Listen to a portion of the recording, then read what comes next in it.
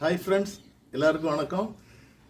இன்னைக்கு நீங்கள் பார்க்குறது என்னன்னா ரோஸ் பவுடர். எங்கள் வீட்டிலேயே தயாரிக்கப்பட்ட ரோஸ் பவுடர். இந்த ரோஸ் பவுடர் எதிலிருந்து தயாரிக்கணும்னா ரோஜா பூ. எங்கள் செடியில் பாருங்க ரோஜா பூ. இந்த இடத்துக்கு ஒரு பெரிய ஹிஸ்ட்ரி இருக்கு. என்னன்னா, நான் ஒரு ஜெர்மன் ஷெப்பர்ட் நாய் வளர்த்தேன்.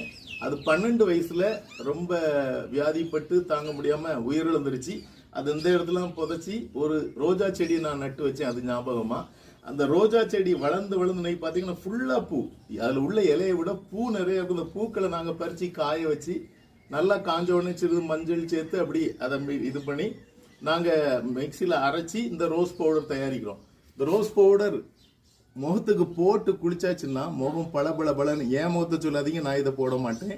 என்னுடைய பேத்தி என்னுடைய குழந்தைகள்லாம் இதை பயன்படுத்துவாங்க. இதை முகத்துக்கும் முகப்பொலிவு ஏற்படும். இயற்கையாக தயாரிக்கப்பட்டது. ரோஜா செடியை நீங்களும் இன்னும் பாருங்க, ரோஜா செடி ஃபுல்லா பூவா தான் இருக்கும். நீங்க இப்படி திறமைக்க ரோஜா செடி வச்சு நான் இன்னைக்கும் அந்த ஜெர்மன் ஷெப்பர்ட் நான் இந்த இடத்துக்கு வரும்போதெல்லாம் அதனோட ஞாபகம் வந்துகிட்டே இருக்கும். இன்னும் அது மலர்ந்து எங்களுக்கு மனம் வீசிக்கிட்டு இருக்குதுன்னு தான் உண்மை. தேங்க்யூ.